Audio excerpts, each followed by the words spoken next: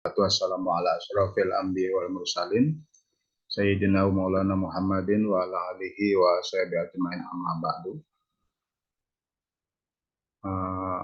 Baik rekan mahasiswa semuanya, pada kesempatan sore hari ini untuk kuliah perdana program rekognisi ya, dengan mata kuliah kompilasi hukum ekonomi syariah.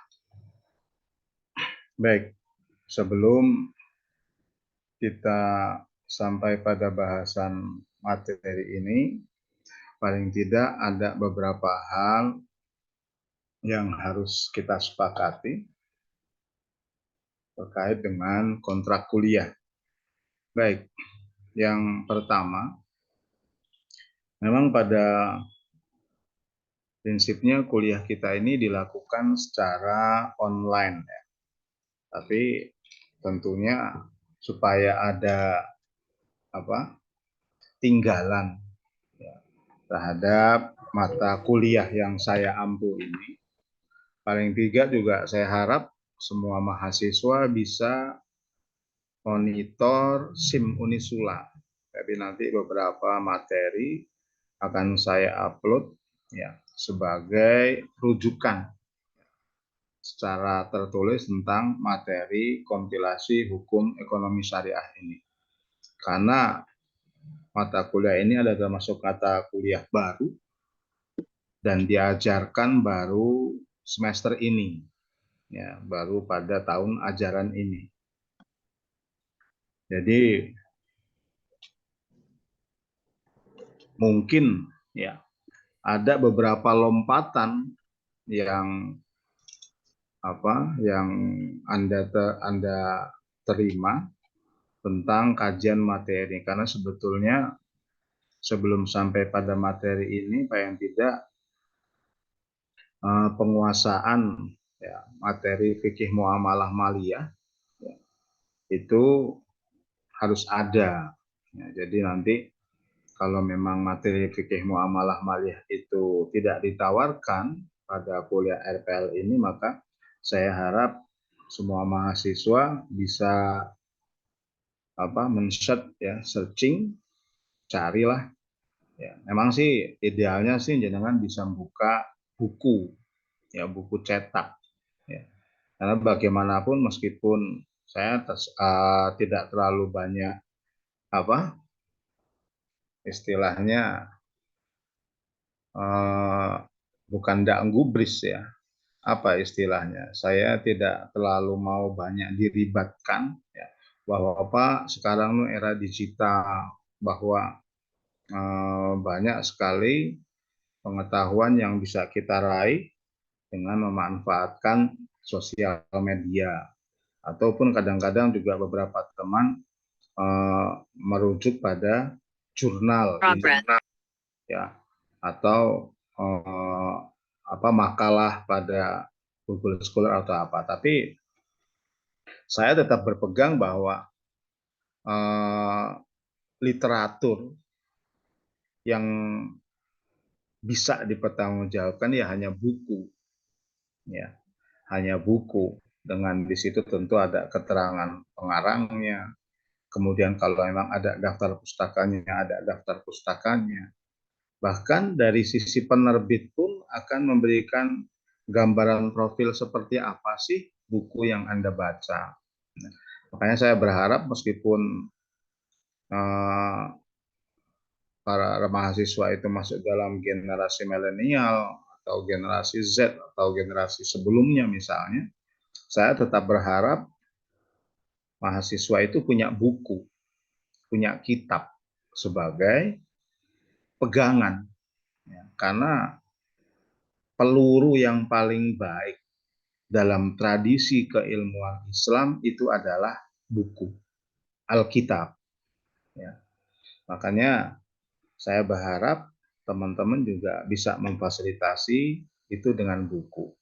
Maka nanti apa yang akan saya paparkan di SIM itu juga referensinya adalah ada pada buku. Ya. sehingga Anda bisa melacak di situ. Itu yang pertama. Nah, selain materi yang nanti saya upload di SIM, saya berharap jenengan juga bisa klik kehadiran ya, klik kehadiran di SIM situ. Jadi situ ada absennya, ya, di situ juga ada kolom komentar. Itu jenengan nanti bisa lihat ya. Mudah-mudahan sih sudah dibuat nanti sama Prodi ya. Jadi paling tidak memang menurut saya selain Zoom seperti ini, ya ada hal lain yang bisa mengikat kita adalah uh, tulisan. Jadi kalau saya tetap berprinsip itu apa?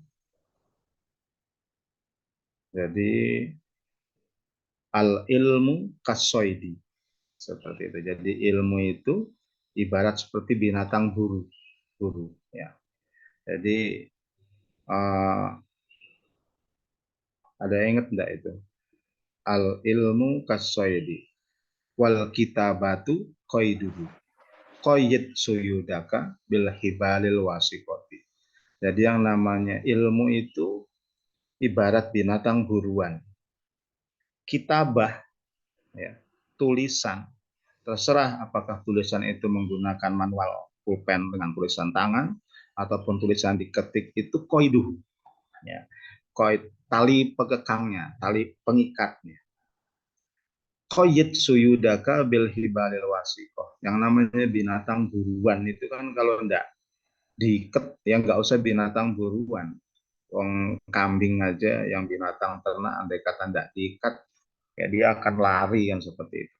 Maka apalagi ilmu. Ilmu ini mungkin kalau misalnya kita punya daya ingat yang bagus misalnya. Tapi jangan lupa ya, bahwa Imam Syafi'i salah satu ulama besar kita aja kan pernah sambat itu kepada gurunya Waki itu. Jadi kan dikatakan apa? Sambatnya gimana itu? Ada yang ingat ya? Sakautu ila. Ya, syakautu ila waqi'in su'ahif.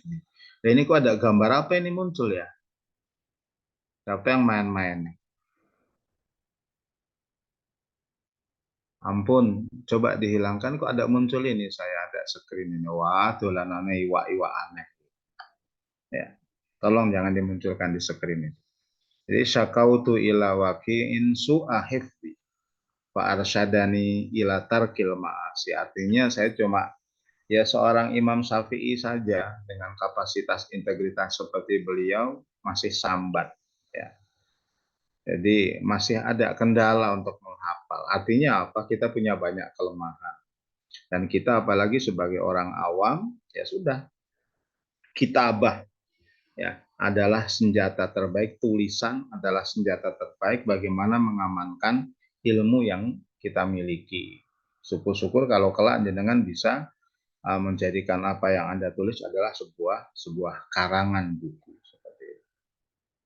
Jadi qayyid suyudaka bil hibalil wasiqah. Jadi ikatlah binatang buruanmu dengan tali yang kuat. Maka mencatat ya, ya apapun lah ya. Kalau misalnya anak-anak sekarang itu kalau Pak nggak usah dicatat Pak, direkam aja gimana? Nah, kayak gitu. Saya bagaimanapun ya tetap kalau merekam itu kembali akan mencerna. Atau misalnya ketika materi Pak kirim slide-nya. Nggak tahu generasi sekarang ya kayak saya memang generasi instan ya. Maunya serba yang ada saja. Kemudian kalau misalnya dalam pertemuan itu ya minta difotokan. Ya. Saya rasa lebih baik andai kata eh, secara mandiri yang jenengan mencatat itu. Ya.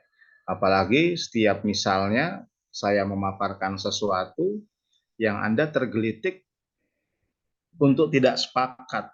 Nah, itu malah menarik. Anda kasih tanda panah besar, Anda mungkin bisa tanyakan, atau mungkin Anda bisa tanya atau cari pada beberapa literatur ya, untuk menemukan kesesuaian dan tidaknya dari apa yang saya paparkan. Makanya nanti selain aktivitas Zoom ini, saya berharap ya nanti kalau memang misalnya saya nggak tahu nanti memang pekerjaan lagi ya buat prodi itu memunculkan SIM, ya. Sehingga materi kuliah kita itu tidak hanya lewat penyampaian ceramah seperti ini atau nanti kayak saya menggunakan slide saya paparkan lewat slide kemudian selesai, tidak. Saya berharap tetap ada tinggalan berupa tulisan. Itu beberapa hal yang perlu saya sampaikan karena juga nanti akan memudahkan absensi meskipun ini nanti ada absen lah ya, meskipun ada absen secara digital ini. Baik, sekarang kita akan masuk pada materi. Seperti saya sampaikan, materi kita ini adalah mata kuliah baru, ya, diajarkan pada tahun ini. Artinya tahun-tahun sebelumnya memang tidak ada mata kuliah ini, ya. Jadi ini adalah merupakan salah satu upaya dari program studi untuk memaksimalkan ya, kompetensi lulusan ahwal syahsiah, di mana salah satu kompetensinya adalah penguasaan terhadap materi kompilasi hukum Islam. Ya. Kompilasi hukum Islam tidak saja yang tertuang dalam persoalan munakahat, mawaris hibah dan wasiat, tetapi juga tentang ekonomi syariah. Jadi salah satu bukunya adalah ini, ya, ini kompilasi hukum ekonomi syariah. Hal ini terjadi itu disebabkan adanya perubahan ya, peraturan perundang-undangan peradilan agama terkait kewenangan seorang hakim yang pada awalnya hakim pengadilan agama itu hanya membahas perkara seputar munakahat, ya, NTCR ya, nikah, talak, cerai, rujuk, kemudian wasiat dan hibah, ya, plus waris otomatis kalau bahasan itu. Nah, kemudian melihat perkembangannya ada penambahan ekonomi syariah. Ya. Nah, ekonomi syariah ini adalah merupakan kompetensi baru yang harus dikuasai oleh hakim peradilan agama yang memang berdasarkan peraturan perundangan bahwa peradilan yang berhak menangani sengketa ekonomi syariah itu adalah peradilan agama, meskipun ya, prakteknya belum banyak ya, ditemukan di beberapa lembaga peradilan agama orang-orang yang mengajukan perkara sengketa ekonomi syariah di PA. Jadi mereka kebanyakan mengajukan perkara ini di pengadilan negeri. Ya. Umumnya pengadilan niaga ya, yang sebetulnya menjadi kewenangan ekonomi syariah. Atau sebelum sampai pada perkara sidang disidangkan di PA ya biasanya melalui damai dahulu arbitrase. Oleh karenanya apa? Seorang hakim tidak terkecuali pengacara, advokat, ya, konsultan hukum yang pada awalnya lebih kompeten, ya, lebih menguasai persoalan seputar NTCR, waris, wasiat dan hibah itu diperluas, ya, mencakup persoalan ekonomi syariah. Artinya apa?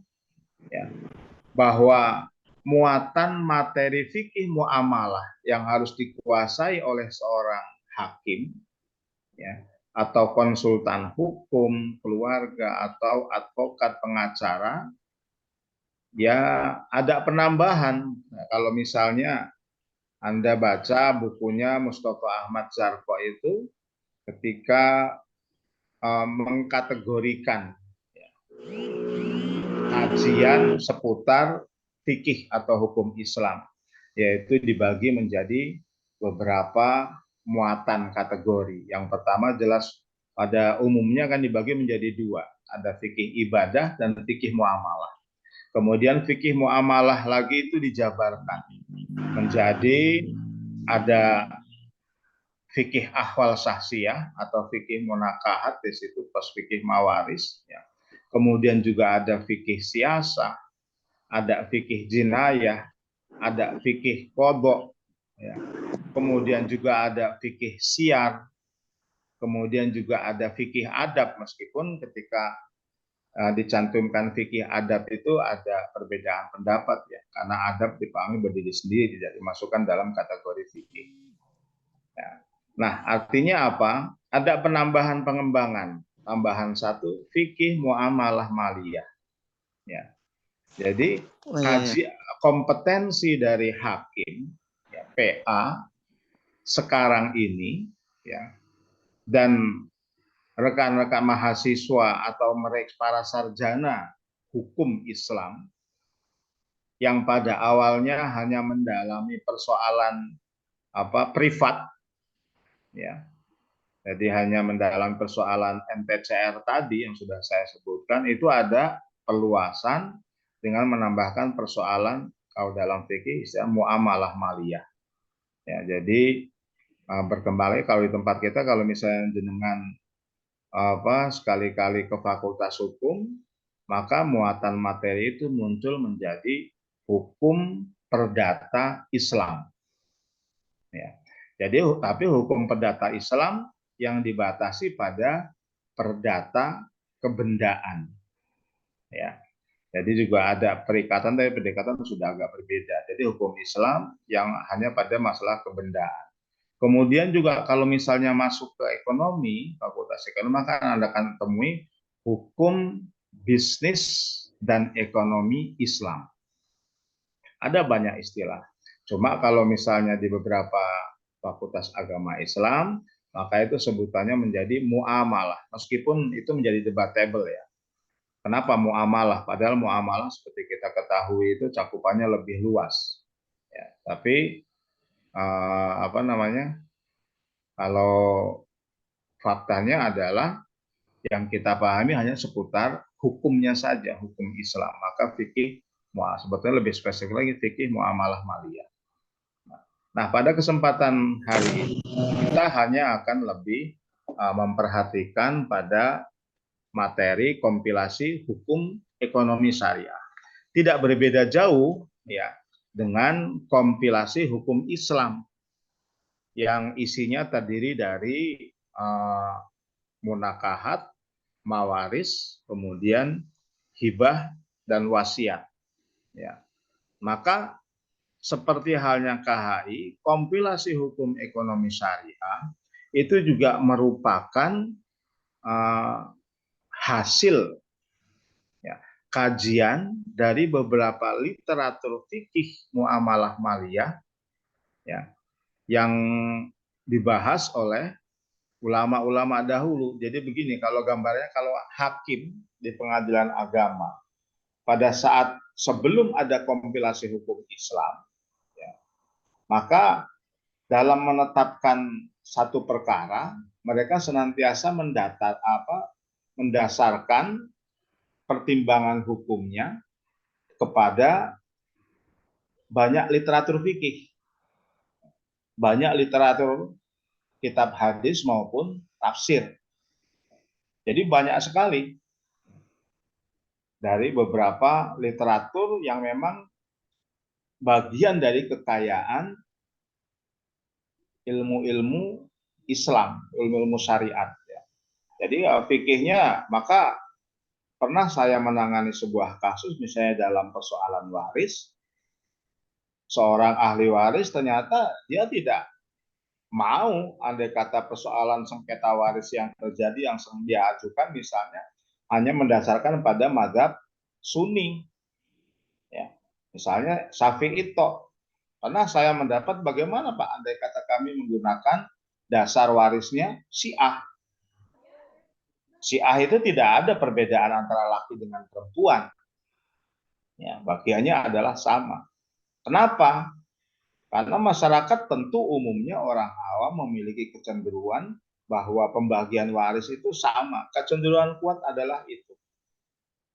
Apa bukti lain? Faktanya adalah kebanyakan masyarakat kita dalam hal pembagian waris itu lebih didasarkan pada hibah, praktek-praktek hibah.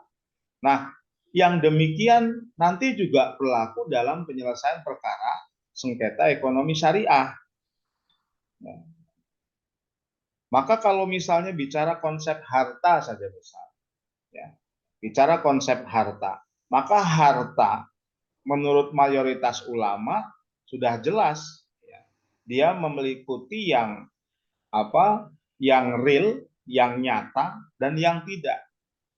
Misalnya al-hukuk, hak kepemilikan tidak dikategorikan dengan harta. Misalnya madzhab Hanafi menyatakan menolak, tapi mayoritas ulama menyatakan dia termasuk dalam kategori harta. Pak, itu kan cuma masalah istilah saja. Faktanya, oke, saya mungkin bisa sepakat itu, tapi implikasi hukumnya berbeda. Akan memberikan dampak berbeda terhadap implikasi yang muncul, ya, pengaruh hukumnya, sehingga bisa menimbulkan kesimpang siuran. Artinya apa? Orang nanti berperkara akan mencari mana yang bagian diuntungkan. Tinggal kuat-kuatan adu argumen. Dan itu yang terjadi. Bahkan sampai sekarang, meskipun KHI itu sudah disosialisasikan dalam persoalan NTCR, ya, nikah talak cara rujuk, saya belum masuk dulu kompilasi, ya. Ingin sedikit memberikan gambaran karena materi ini adalah baru. Di kalangan selain hakim, penghulu saja di tingkat KUA masih ada yang menolak menggunakan kompilasi hukum Islam sebagai dasar hukum. Karena memang faktanya KHI itu belum diundang-undangkan. Dia masih dari dulu tahun 89 sampai sekarang berupa impres, instruksi presiden. Jadi hanya berupa fatwa saja, fatwa ulama Indonesia.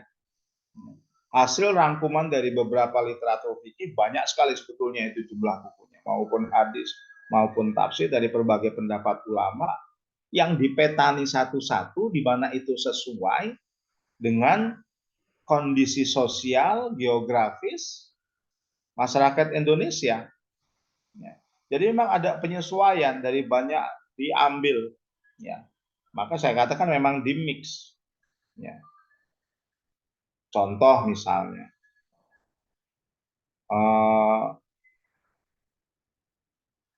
nikah hamil, ya.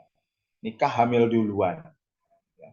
Jelas itu antara Hanafiyah dengan Syafi'iyah sama Hanafi dengan itu nggak akan pernah ketemu, ya, tidak akan pernah ketemu, di mana satunya menyatakan sebagai akad dan satunya lagi menyatakan jima nikah, itu nggak akan ketemu. Makanya beberapa penghulu di KUA yang tidak mau menjadikan KHI sebagai rujukan, di mana KHI itu membolehkan nikah hamil itu, ya. Yang dipikirkan oleh penghulu apa? Ya hal yang normatif saja. Mereka takut dosa, kayak gitu. Jadi ada kekhawatiran, andai kata ada mereka ini semacam pembiaran, sehingga nggak mau menanggung itu, ya. Meskipun dibeberkan, tapi pendapat, ya, ulama bahwa nikah hamil itu tidak boleh untuk dilangsungkan pernikahan kecuali sampai melahirkan, itu dipegang kuat-kuat. Meskipun di dalam KHI itu diperkenankan, ya. KHI belum diundang-undangkan kok, Pak. Itu sifatnya baru fatwa. Fatwa itu bisa dipakai, bisa tidak. Ada masih seperti itu. Tapi tentu juga ada penghulu hakim yang berani menggunakan itu karena pertimbangan maqasid syariahnya misalnya. Ada temuan-temuan atau anggapan, yaitu tergantung pada banyak ahli hukum, ya. Terhadap setiap putusan tentu ya kita lagi berpegang, ya, kalau benar dapat 2, salah dapat 1, meskipun itu sebetulnya nggak boleh, ya. Kalau menurut saya ya harus betul-betul yakin mantap bahwa apa yang menjadi keputusan saudara itu adalah yang benar, tentu dengan berbagai pertimbangan hukum yang tidak asal-asalan. Nah, sama halnya dengan kompilasi hukum Islam, kompilasi hukum ekonomi syariah ini. Kompilasi hukum syariah ini juga didasarkan pada banyak literatur fikih. Ya. Maka kalau dalam kompilasi hukum ekonomi syariah ini, maka terbagi menjadi 4 buku. Ya. Jadi yang buku pertama itu tentang masalah subjek hukum dan kehartabendaan. Kemudian buku 2 itu kalau tidak salah tentang akad. Ya. Jadi akad dengan pelbagai derivian, produk turunan. Ya. Karena ada beberapa macam bentuk akad yang mungkin tidak dijumpai dalam literatur fikih lampau terdahulu, tapi merupakan hasil kajian fikih kontemporer dan itu diadopsi, ya, dipakai dalam kompilasi hukum ekonomi syariah. Misalnya apa? Misalnya akad ijaroh muntahiyah ditamlik atau sering disingkat dengan IMBT. Nah, itu banyak diterapkan oleh beberapa lembaga keuangan syariah, baik pada tingkat koperasi maupun tingkat perbankan. Nah, itu bukan berarti dalam praktek lapangan itu finish, tidak. Ya, karena beberapa orang menolak praktik ini, kayak gitu. Sehingga kadang-kadang memang kita perlu ada upaya keras, ya, jihad lah, cara jihad dalam perspektif ya ini pendidikan ekonomi syariah ini, ya. Jadi mengedukasi, mensosialisasikan tentang praktek-praktek ekonomi syariah yang memang, ya, berkesesuaian dengan tradisi bisnis ekonomi yang hidup di Indonesia. Ya. Kenapa itu memungkinkan untuk dilakukan? Karena pada prinsipnya persoalan ekonomi, bisnis dan keuangan itu adalah tentang muamalah.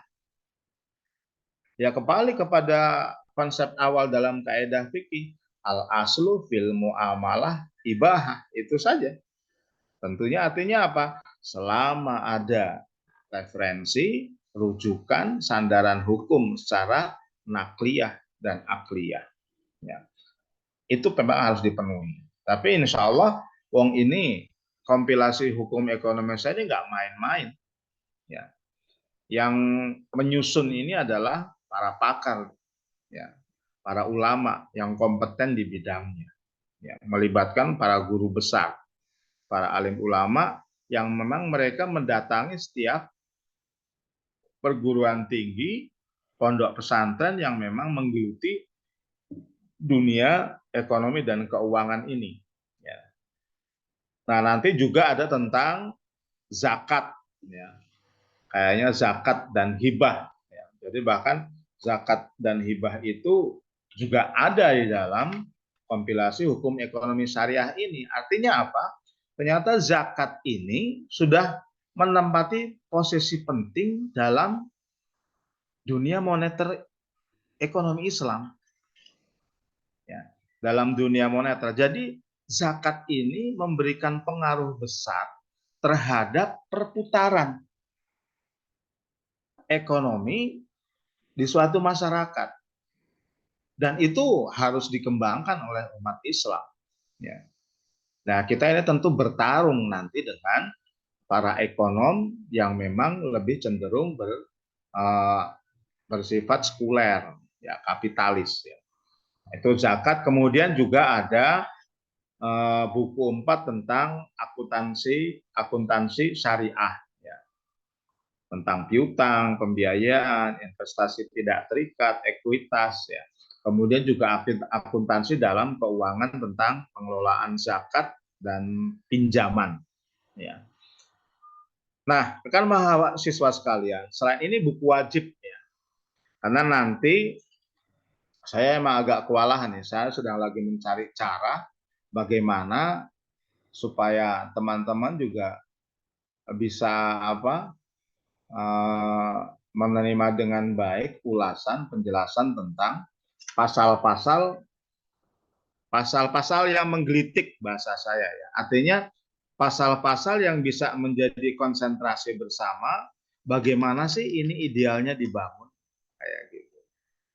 Jadi saya berharap teman-teman ya harus punya ini, ya kompilasi hukum ekonomi secara bebas, tidak harus milik ini. Kalau ini saya yang saya punya ini diterbitkan oleh Pusat Pengkajian Hukum Islam dan Masyarakat Madani. Anda jenengan tidak harus buku yang ini.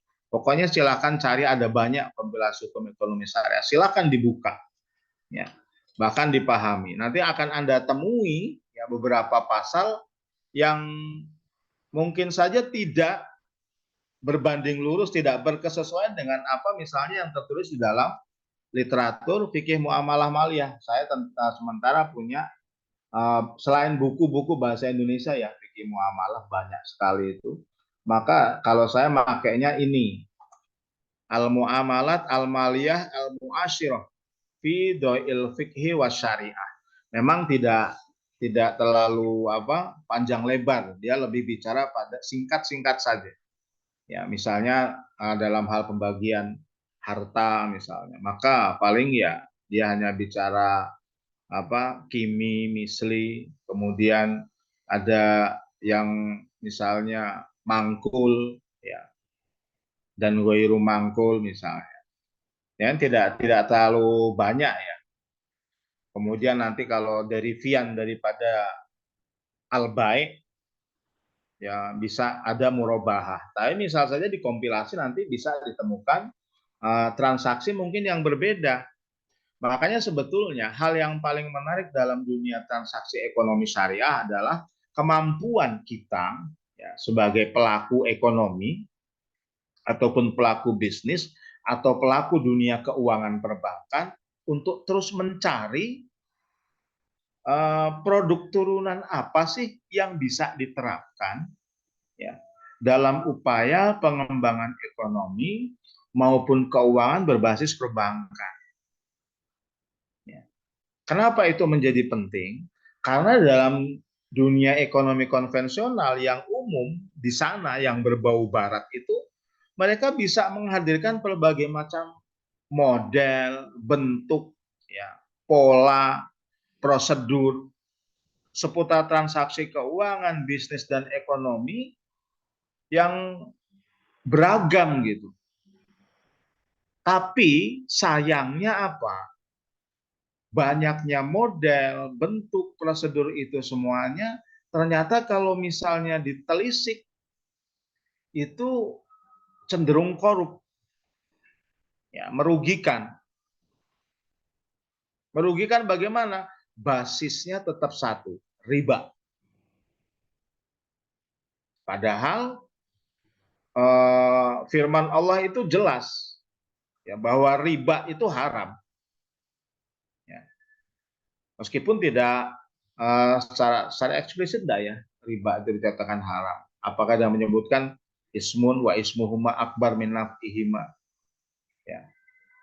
Tapi banyak ungkapan yang menunjukkan bahwa praktek riba itu haram. Ya. Bahkan Allah sudah mengganti. Cuma uniknya apa yang menjadi apa istilahnya bentuk lain bukan pengganti ya. Jadi memang bukan pengganti. Tapi memang ada praktek ekonomi bisnis yang penuh kezaliman yang dilakukan pada waktu itu oleh masyarakat Yahudi. Kebetulan ya, di kota Makkah dulu orang-orang Yahudi itu memang ekonom yang piawai. Ya. Para ahli perdagangan yang mumpuni, bisnismen yang hebat.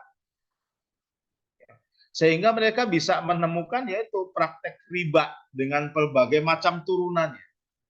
Sehingga kalau kita mungkin hanya bisa tahu riba fadl, riba nasiah, padahal nanti gambaran prakteknya itu macam-macam. Ya. Nah, itu memang menguntungkan, diakui, ya. Bahkan Allah menyatakan sendiri memang menguntungkan. Tapi dampaknya yang sifatnya silent itu merusak tatanan ekonomi. Ya. Tentu tidak langsung ya sifatnya. Daya rusak yang muncul pertama adalah pada sifat manusia. Ya. sifat manusia, karakter manusia yang melekat pada diri manusia. Jadi riba itu memang dia akan semakin memanjakan karakter buruk manusia. Artinya begini loh Mas Mbak, di dalam diri manusia itu kan senantiasa memiliki sifat yang dikotomis ya, dua-dua, ada baik ada buruk, itu mesti ya, ada kufur ada syukur, itu mesti seperti itu.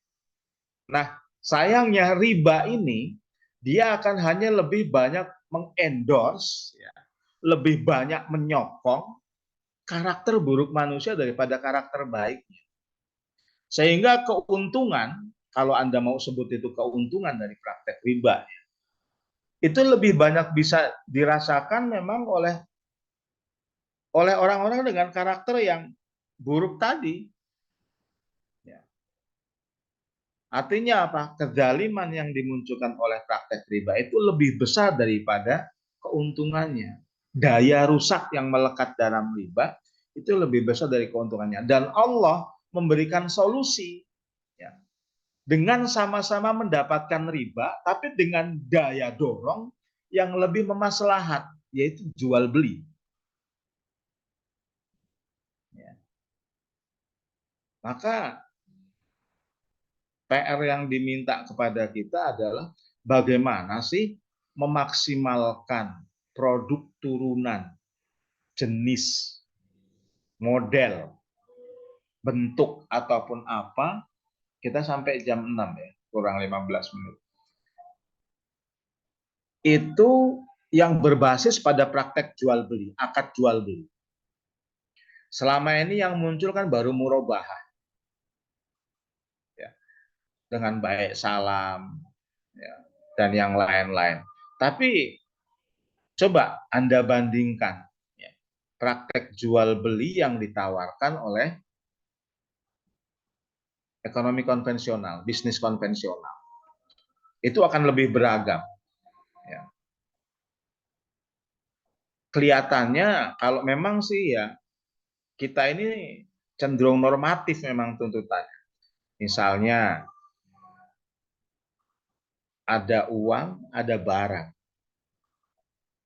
Itu konsep mendasar itu. Kemudian fi majlisin wahid. Jadi membeli sesuatu di majlis yang sama. Itu jadul sekali, konvensional. Tapi faktanya tingkat kehati-hatiannya lebih tinggi daripada praktek jual beli yang tidak satu majelis, model pesanan saja. Model pesanan saja kadang-kadang kita bisa ingkar. Sekarang yang lagi rame misalnya jual beli online, ngeri sekali itu. Ya. Dunia TikTok, dunia manipulasi, di mana orang dijanjikan pada satu permainan itu kan banyak sekali. Yang pada awalnya semacam apa itu permainan apa, pokoknya merangsang saudara untuk penasaran, ya. Diberi, ya seperti orang main judi sebetulnya, tapi kita nggak terasa seperti main judi. Kenapa? Ya mungkin karena tingkat keawaman kita, orang berpikir kalau bicara judi ya main kartu, main QQ, main gaplek, hanya itu, atau main koplo atau apa. Yang kita pahami ada pada tingkatan itu. Maka ketika kita dihadapkan pada game, ya, padahal itu mengarah judi, di mana kita diberikan modal sedikit. Ini saya kirimkan koin yang bisa diuangkan, misalnya digital. Berapa? 100.000. Anda diminta mempertaruhkan 100.000. Itu kan sudah jelas, itu namanya maisir. Tapi kita nggak merasa bahwa itu adalah maisir. Kenapa? Karena kita tidak modal apa-apa, tiba-tiba mendapat modal 100, kecil. Kemudian tingkatkan lagi dengan 100, Anda menang lagi 200. 50 ada tambahan, naik 150. Nah, ketika nominalnya mulai sampai 500.000, bandar saya nyebutnya kan sama judi. Si pemilik game tidak akan mau melepas Ya. Wah, ini jenengan harus transfer dulu. Kalau pengen cair sekian juta, itu kan sudah gambling itu. Dikatakan sebutnya investasi. Ya. Makanya apa? Di dalam dunia ekonomi syariah, bisnis syariah, itu apa, transaksi real itu menjadi dasar. Ya. Jadi nggak ada yang sifatnya maya. Ya kadang-kadang mungkin kalau teman-teman mahasiswa ini melakukan praktek jual beli kan karena lebih memperhatikan lebih simpel, lebih praktis, nggak repot kemana-mana. Ah nanti apalagi mungkin harganya murah, kerudung harganya cuma 5.000. Padahal sekali pakai seminggu udah nggak bisa dipakai, warnanya pudar lah, udah bolong-bolong lah. Tapi kita kan nggak pernah perhatikan itu. Ya, kadang-kadang yang penting punya dulu bagus, pakai nanti ganti lagi. Kadang-kadang pakaian juga sudah berubah menjadi seperti tisu, sekali pakai lepas. Banyak sekali pakaian itu murah. Ya, dibandingkan orang-orang dahulu memang harganya lebih mahal. Makanya kita mengenal ada istilah al-malul kimi wal malul misli. Jadi ada mal yang diproduksi secara inklusif, ya, eksklusif, dan ada yang memang diproduksi secara massal. Tentu barang yang diproduksi massal besar-besaran di pasaran banyak ditemukan lebih murah daripada yang dijual yang diproduksi secara terbatas. Itu beberapa kasus yang mungkin nanti bisa Anda temui. Sehingga sebetulnya kajian materi seputar kompilasi hukum ekonomi syariah itu nggak beda jauh dengan mungkin fikih muamalah perbandingan. Tapi memang kajiannya di sini lebih pada sekali lagi tentang uh, muamalah maliyah semata. Jadi fikih muamalah perbandingan juga mungkin bisa disebut kajian fikih muamalah kontemporer. Ya, mungkin lebih mudahnya ya, kita ada referensinya sehingga kita itu bisa menguasai dengan baik materi-materi yang tertulis dalam kompilasi hukum ekonomi syariah. Nanti bisa Anda bandingkan dengan beberapa pendapat ulama ya di dalam literatur fikih tradisional. Ya. Kalau misalnya Anda bisa lihat di kitab-kitab Imam Syafi'i misalnya, rujukan para fuqaha Syafi'iyah, atau nanti bisa ditemukan di Hanafiyah dengan Radul Mukhtarnya misalnya. Atau juga mungkin Anda bisa temukan dalam kajian-kajian fikih kontemporer, misalnya pendapatnya Dr. Yusuf Kordowi atau Dr. Wahbah Zuhaili dan banyak lagi ya. Atau Anda nyari pada pendapatnya Madzhab Hanabilah yang memang cenderung lebih tekstual, artinya berpegang kepada ya tetap ada ro'yun, tapi mungkin tidak terlalu banyak, lebih mendasarkan pada teks hadis. Dan itu saya dulu juga punya dosen itu ya, lulusan dari Madinah dan Dr. Setiawan kalau nggak salah di BI itu juga menguasai penuh fikih ya, fikih mazhab Hanabilah itu. Ya.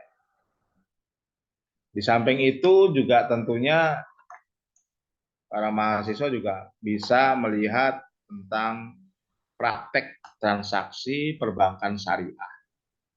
Jadi kan tidak mungkin kita itu hanya belajar teori saja.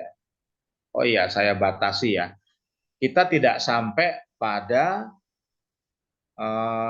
kompetensi yang dimiliki oleh teman-teman prodi perbankan syariah ataupun ekonomi syariah, tidak. Ya. Tapi paling tidak kita tahu kulitnya.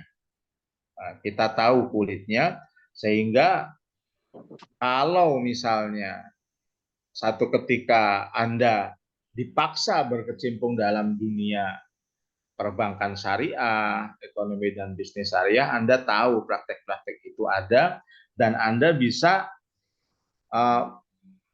mengapa istilahnya mengimplementasikan konsep teori yang sudah Anda pelajari. Cuma kita itu sesuai dengan prodi kita, memang core-nya lebih pada hukum. Ya. Tapi hati-hati, ya, kalau saya memang tidak sampai pada tatanan memahami hukum Islam atau fikih ini penerapannya sampai seperti misalnya menjadi hukum positif, tidak. Ya. Karena prinsipnya ini adalah muamalah. Dia menjadi sifatnya adalah dinamis. Ya bisa saja dia hanya berkembang menjadi semacam etika sosial. Tapi yang harus Anda pahami adalah bahwa dalam konsep syariah, ya, bahwa yang bicara punishment masalahnya, itu tidak punishment dan reward, ya, itu tidak hanya berhenti pada kehidupan dunia semata. Tapi juga kita mengharap lebih dari itu. Ada reward dan ada yang harus kita waspadai, punishment yang akan diterima di akhirat kelak. Itulah pentingnya memahami fikih. Kalaupun misalnya fikih ini tidak diterapkan sebagai hukum positif, no problem.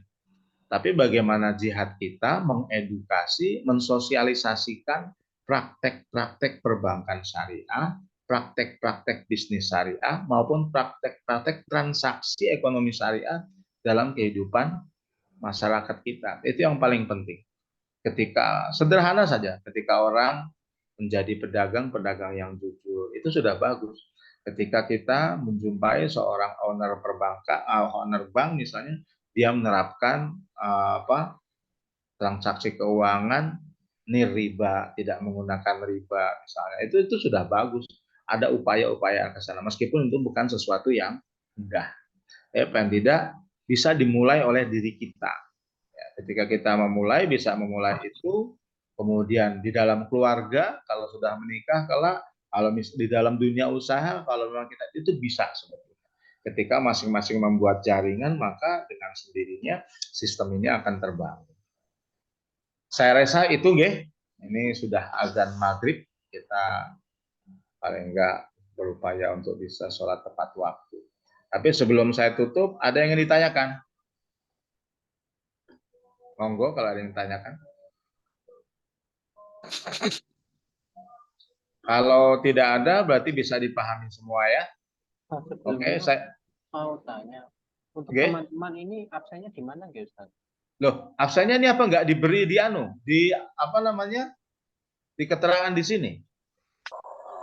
Mau dibuatkan postingan di SIM atau gimana, Bu? Gimana? Mau dibuatkan postingan di SIM atau gimana? Ya, dibuatkan postingan SIM aja, Mas. Oh, ini Mas Alwi tau? Iya, Mas. Ini saya, Ustaz Alwi IG. Oh, iya. Dibuatkan aja di SIM Unisula bisa toh? Bisa, Ustaz. Oke, Udah dibuatkan buat. situ aja, nanti saya jadi bisa juga ngupload materi, teman-teman juga bisa baca lebih enak gitu. Oke, saya buat. Gitu aja. Tapi kalau dibuat di ini bisa nggak, Mas Alwi? Di Zooman ini biasanya kan ada semacam pemberitahuan gitu, link absen ada, bisa nggak? Oh gitu, Ustaz. Dibuat bisa. 2 juga nggak apa-apa. Jadi untuk kehadiran di sini, kalau yang di SIM itu kan biasanya saya akan beri waktu kan sampai 3 hari untuk boleh klik. Tapi kalau di sini kan untuk memantau kehadiran hari ini 50 peserta, tapi kan kita nggak tahu 50 peserta ini siapa aja. Oh gitu. Kalau ada linknya enak itu, dia teman-teman nanti kan bisa ngelihat di sini, kemudian ngeklik. Ini belum di breakout ya roomnya, jadi ya masih 1 sih ya, Mas ya. Atau kelas G. Iya ya, saya sudah. Oke. Ya sudah, ada yang tanya yang lain? Nanti absen silakan kontak dini aja. Kalau dibuat grup WA juga nggak apa-apa. Kalau tidak ada, ini tambah 51 siapa nih belum masuk? Saya rasa cukup sekian. Terima kasih semuanya yang sudah hadir. Saya meskipun tidak bisa ketemu semua ini. Tapi saya lihat datanya sudah saya lihat ya, ada Muhammad Iqbal, ada Abdul Aziz, ada Ahmad Elmi Fuadi, kemudian ada siapa lagi ini, ada Ahmad Al Farisi, ada Aiman, ada yang 2 kali, Aiman 2 kali, pakai HP mah pakai ini mungkin ya. Alfiadi Hidayani, Ali Haidar, Anissa Fadia Akila, Anwar Jailani, Arif Wahyu, Arifin, Atikal Maula, Erik Jailani, Fahri Ananda, Fathul Mubin, Ilfarul Fikri, Gugus, Hamad, Ayatul Fahri, Enoratul Jalalah, Ismiatul Muawiyah. Wah, saya ngeri ini namanya yang putri-putri ini. Inaroh. Laila Agnia, wah anak wong sugih ini. Lobi Pangestu, wah Lobi Gusti Allah ini. Lutfiana Sudan, M Sabikul Umam, Kais Reza Fahlevi, Muhammad Hanif Muafa. Ini namanya sendiri atau namanya anak atau nama bapaknya iki? Syarul Ibrahim, Mubarakatul Aulia, Ikhlasur Raif, Afifuddin, Muhammad Albara Al-Falah, Muhammad Nasih, Yazid, Nova, Rosawanda. Oke Mas Alwi, kalau bisa sih ya dibuat SIM aja deh ya. Dibuat SIM aja deh. Siap, Baik. Ustaz. Oke. Saya rasa kalau tidak ada pertanyaan, situ saja dahulu. Ya, kita cukupi, kita tutup bersama dengan bacaan hamdalah. Alhamdulillahirobbilalamin. Subhanakallahumma bihamdika. Assalamualaikum warahmatullahi wabarakatuh. Waalaikumsalam warahmatullahi wabarakatuh. Terima kasih Pak. Terima kasih Pak. Terima kasih, Pak.